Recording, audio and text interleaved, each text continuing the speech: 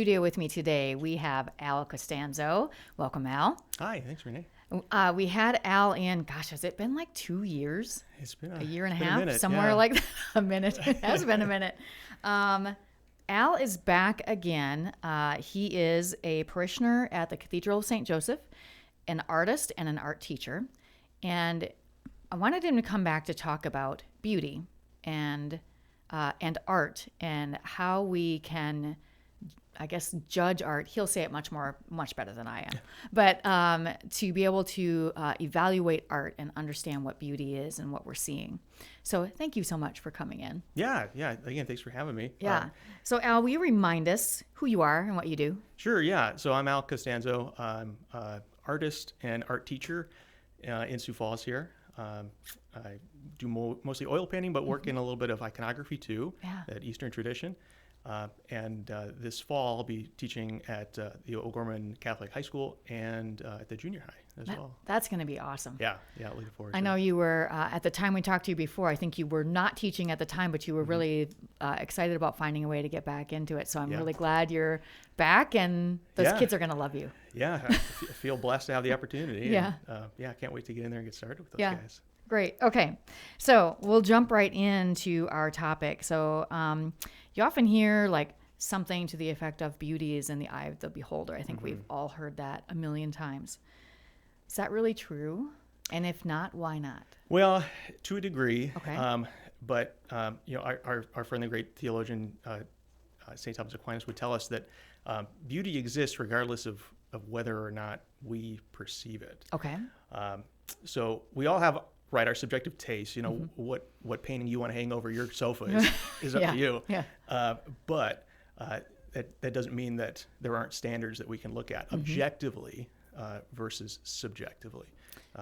Okay. Subjective meaning your own proclivities, I Right. suppose. So as far as what St. Thomas gives us from the Summa Theologia, he breaks it down into three fundamental objectives, and it's including wholeness, harmony, and radiance. He uses the words integrity, proportion, and clarity. Okay. But I like to think of them as wholeness, harmony, and radiance. So we could get into bringing those down individually, and that's what I eventually get into. But before we do, I suppose we could look at sort of art as a historical category and where it's been, and where it's kind of going. Yeah. So traditional artwork is kind of what I have exemplified here, and I've brought in one in particular for us to look at, Botticelli's Birth of Venus. Yeah. When art had a kind of an expected standard of realism, and over the history of time, for various different reasons, those standards have changed, and sort of entrance first into kind of modernism, and I've got an example in the corner over there of some more impressionistic, so it's looser, more brushstrokes, as opposed to the more objective realism. Right. And then from there, things got into more creative, expressive, and we've veered completely from representational art. So what we've seen kind of lately in the last 50 to 100 years is sort of a revival or a return to the traditional, which is really the area that has kind of drawn me into art making and what I try to focus on. And that's more of what we're going to be talking about today. So getting back to St. Thomas, wholeness, harmony, and radiance. What do these mean? Well, the first one is wholeness. Okay, so you can look at artwork and you can ask yourself, is this artwork missing anything? Does it have everything, all the parts needed for it? So we could talk about, does an artwork have a focal point? Is there a spot where I'm supposed to be looking? Is the composition well balanced? What's the mood? What's the sort of meaning of the painting? You could also look at literature, for example. Does my story have a beginning, a middle, and an end? So you can see how this applies to different art forms. Yeah, that's speaking my language a little bit more. Yeah, there you go. What's your story? Yeah. And with music, same idea. I'm not a musician, but you've got your opening maybe, or there you go. Yeah, opening and the bridge and so on and so forth. Chorus. There you go. So wholeness does include everything that it needs to include. Second is harmony. Okay. Does each one of those parts agree with the other part? So going back to music, you can think about a chorus. Do you have, all your strata of vocalists? Right. And does any one of those vocalists drown out the other? Right. Not be in harmony with the others. So would that also include, like with a chorus, does it relate to the verses, for instance, as far as, or it, because if it would sound completely different, then that might be, the harmony might not be quite there. Yeah. Would that be kind of an example of that? Yeah, you want it to be kind of poetic, kind of rhyme. Right. If you start out with one singer, maybe you end with that singer towards the end. Right. And same thing with painting when you're considering your composition. Where's your focal point? How do the elements contrast? Your lights versus your darks. Mm-hmm. Color is a component. Shapes are mm-hmm. a component to that harmony. And the last one is radiance, and that has to do with the truth that's being communicated in the artwork. Okay. So this is kind of the driving home the point. Why is this art being created? What's the point of it? What reality does it speak to mm-hmm. me? Mm-hmm. What truth is it communicating? Sure. So with a particular piece of music, how does it strike my heart? What's the emotional chord right. that it strikes? Or with an artwork, what does it say to you about maybe an experience that you've had? That's why different artworks appeal to different people for different sure. reasons. Yeah. And you could even think about a joke. I like to use a joke when I'm thinking about this. What's the punchline? And it's funny because it's true. Right. Kind of the idea yeah. with that. So wholeness, harmony, and radiance are those three components that we can objectively look for when we're looking at a piece of art. Okay.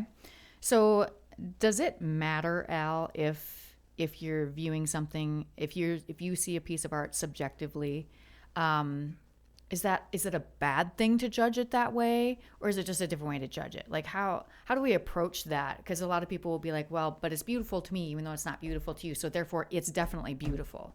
Do you know what I mean? Yeah, I think you can speak about your subjective mm-hmm. interpretation of it too, but also we need to have a little bit of an education on the art form itself mm-hmm. so that we can speak from a point of knowledge on what we're looking at. I know a lot of people will walk into an art gallery and be just befuddled kind of by a lot of what they see, depending on what it is. Yeah. Or you'll have somebody who says I like it, but I can't tell you why. So that's where a little bit of scholarship is required sure. to go deeper, to be able to understand what it is you like about a piece. Yeah. Beyond, it speaks to me. Right. So that actually brings us to how do we appreciate art better? And I don't know if you want to go there yet, or if there's mm-hmm. someplace else you want to go first in this conversation, because I know you had mentioned kind of the difference between more traditional art and the postmodern art. I don't know if it's better to talk about that first, or how do we appreciate it? Whichever way you want to go. Yeah, well, art appreciation it's a big topic, and mm-hmm. you can't separate the subjective from the objective, but there are ways that we and other art professionals will look at an artwork and analyze it as objectively as possible yeah. to determine its worth. Yeah. When I was in Art Appreciation 101 back in college days up at SDSU, we talked about these 4 steps of art criticism okay. that all art professionals use to assess an artwork, and they are describe first, analyze, interpret, and judge. Okay. So for those listening, next time you walk into an art gallery, you can kind of run through these 4 steps and make a judgment for yourself whether objectively this is a successful piece or a not successful piece. Right. It's different for different people. Because just because it's hanging in an art gallery might not. I don't think that always guarantees it's a successful piece. Is that true? Yeah, I've had a lot of head scratchers. Yeah, that's for sure. What is this exactly? And it changes by region too. Right. I think around here we've got a pretty strong sense for beauty. Mm-hmm. I walk into local art galleries and our local art museums and see things that the gauge I give my students is, would you hang it on your own wall at home? Would right. you like to hang it on your own wall? I feel like there's a lot of that. You'd be like, I don't think so. It can be the case. Yeah. Yeah. It can be the case. Okay. Can we, if you just joined us, we're talking to Al Costanzo about art and beauty. So you have brought this piece in. So do you want to go through the 4 steps or the 3 elements or are we doing both? Let's do the 4 steps of art criticism first, and then we can wrap it up at the end and talk about St. Thomas again. Okay, great. The first step of art criticism is to describe. So here we have Botticelli's Birth of Venus, and for this step, we want to just literally tell what we see in the picture. So we're looking for what's the setting, is it day or night, what's the subject, who are the figures. Maybe we can talk about what the art making materials might be. Oh, sure. Okay. So when you look at this painting, what are the first literal things that you see? I see a lot of the brighter colors. So like the kind of pinkish coral kind of color that the woman is holding in the fabric, the hair, the blues. Those are the things that I see. And then, of course, Venus in the middle, which is a good focal point. Definitely. There. Yep. Strong shapes and kind of light colors. Yep. We can tell this is daytime. This is definitely outdoors, not indoors. A number of figures. So those are the things we want to do when we describe it. Literally, what do you see? And then from there, we get into our analysis. So this is where we've got to have a little bit of prior knowledge and know some things about the elements and principles of art as far as balance and contrast, proportion, repetition. So you mentioned before already that it's a very balanced composition. We've got a central figure here. Our visual weight is kind of evenly distributed on both sides. We've got a very strong horizon line through the center here. The movement of the composition, I suppose, when you look at this, where does your eye go first, second, third, or fourth? Well, it first goes to the middle. Okay. And then actually it seems like both of the side characters are pointing towards the middle. So I probably, because of how we read, I would go to the left first and then to the right typically. Yeah, so I would say it's pretty effective, pretty strong Yeah. Composition here. Visual weights evenly distributed. And as far as contrast goes, she's and her shell are the 2 brightest things in the picture. Really pulls your attention in there towards the middle. So then the third one is to interpret the piece. So this is where it gets into a little bit of speculation as far as what the artist intended. We're not all Greeks and experts on the pantheon here, so we might not know exactly what's going on. But by your estimation, what do you see happening? Well, as far as the actions involved. So it looks like to me like the woman on the right maybe wants to cover her. Okay. Yeah. I don't know. You're right. I don't know really anything about this painting except that it's a famous painting and I've seen it before. I really don't know. I don't know if these are angels over here on to the left. Yeah, those are going to be other gods of the wind. Okay. And then she'd be a more earthly god, and she's welcoming her in from the sea after she's been created out in kind of the suds of the ocean. Sure. And are they like blowing her into shore? Exactly. Yep. Here's this creation. So it's kind of like an inversion of the Garden of Eden, right? Where Adam and Eve were cast out naked and she's being brought in. So Botticelli was challenging the status quo a little bit when he made this painting in 1482. So his reason for creating this picture was I suppose a little bit scandalous too. Sure. Because at that time most of the artwork in Florence where he made it was Christian, Christocentric, and this would be contrary to that. And he did a lot of Christian art himself, didn't he? Yeah, previously, and his patrons were definitely Christian, and they would have themselves commissioned in paintings with a crucifix in the background. Things like that. Of course. Yeah, why not? If you got the money, put me in the picture. So we can infer a little bit when we get in that third step of interpreting. But the last step is to then judge, where we decide for ourselves whether we think this is a successful artwork or not. Did the artist achieve what he set out to achieve, and then does it hit home for me? Right. The $1,000 question is, would I hang it on my wall at home? Yeah. It would depend on the room. Yeah, I suppose so. Honestly, for me, it would depend on where it would go because it's clearly a beautiful painting. It's a well-known painting.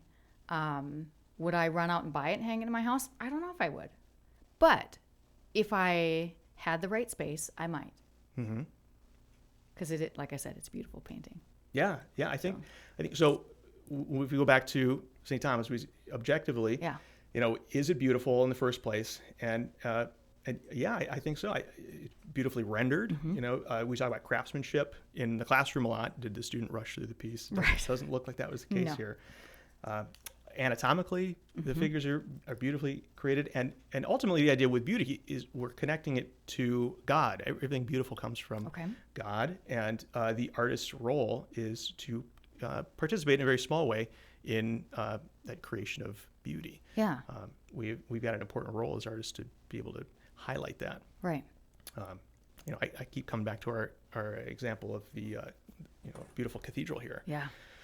And it's just such a beacon. It pulls people in, and it's true. The beauty really is the point of the spear. Yeah. That really touches people in a profound way that makes them ask, what more is there here to learn? Right.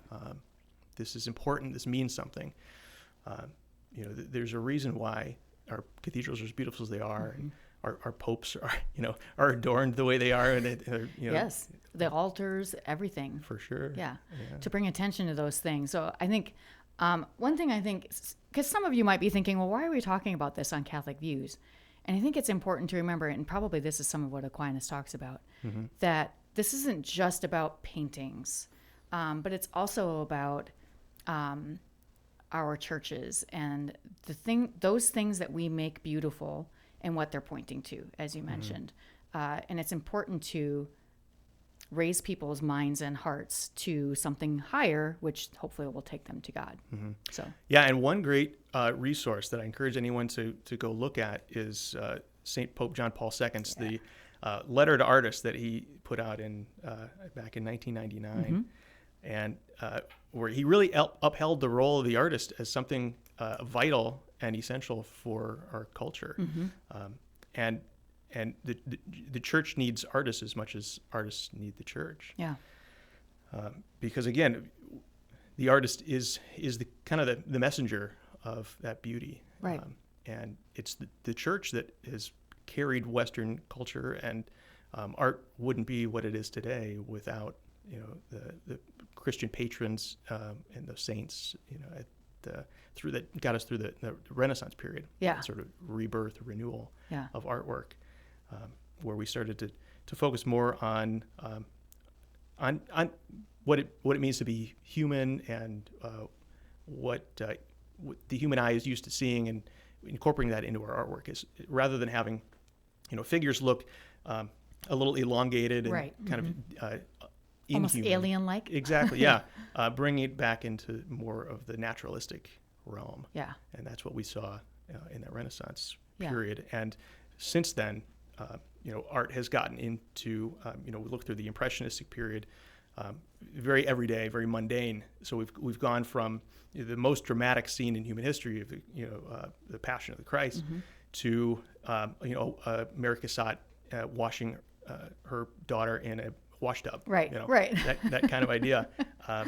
And that's one of the beautiful things about the history of art. You can see how it's progressed, and how our societal sort of ideals have changed. Yeah.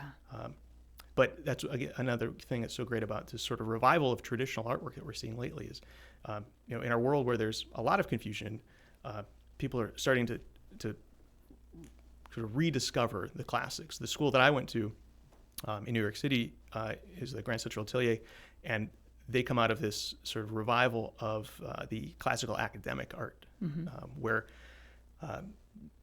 photography wasn't the norm at the time. We're talking about the French academies in the 18th, 19th century, and artists would go and learn how to paint a portrait, right? Because there wasn't any photography at the time, and since then things have changed a little bit, but that the beauty has always remained, and I think you could show that a well painted portrait to anyone. Look at these Raphaels over here, and you'll be able to identify, okay, this is something that has beauty. Right. This is beautiful. One of the artists that I've seen several of his things that I really like, and I'm probably not going to say his name right. Hopefully you can. Is it Caravaggio? Caravaggio. Yeah. There's one in particular, the Crucifixion, I think it is. These are, at least that one. And I think I've seen maybe one other of his, although I can't think of it right now. But they are kind of hard to look at because they're very graphic as far as seeing Jesus on the cross. But there's some like that kind of thing can really move you and make you really think about something you maybe haven't thought about, the suffering that Jesus went through. And I think he communicates it really well. So the way that you can use that art to communicate, I think is really beautiful. I'm sure you know some things about him. Yeah, Caravaggio, he was kind of a tortured soul himself. Yeah. So a lot of that sort of visceral realism that comes through his artwork, the darkness, is part of his own personality. Yeah. He was run out of town more than a couple times for some bad behavior, and it just kind of goes into the artwork. Yeah. And that's something that is great about art connoisseurship, is in addition to having a beautiful piece of artwork on the wall, you can get to know the artist. Yeah. So I'd encourage people to go to their local galleries and find out when there's an art opening and actually meet the artist and talk to them and find out what the inspiration is behind their artwork and why they do what they do. Yeah, that's really true. I've done that once or twice with local artists, and it does really help to understand where they're coming from when they're creating it, because otherwise, especially some of the more contemporary art, you're like, but it's just a bunch of brushstrokes. I don't understand. But that really helps shed light on where their mind was at the time. So, Al, we are out of time. Okay. Thank you so much for coming in and sharing your knowledge with us. Those kids at O'Gorman are going to love having you as their teacher, and I'm really excited for you to be there and get to do that thing, one of the things you love as far as art goes. So thanks for sharing your knowledge with us today. Yeah, thanks, Renee. You bet.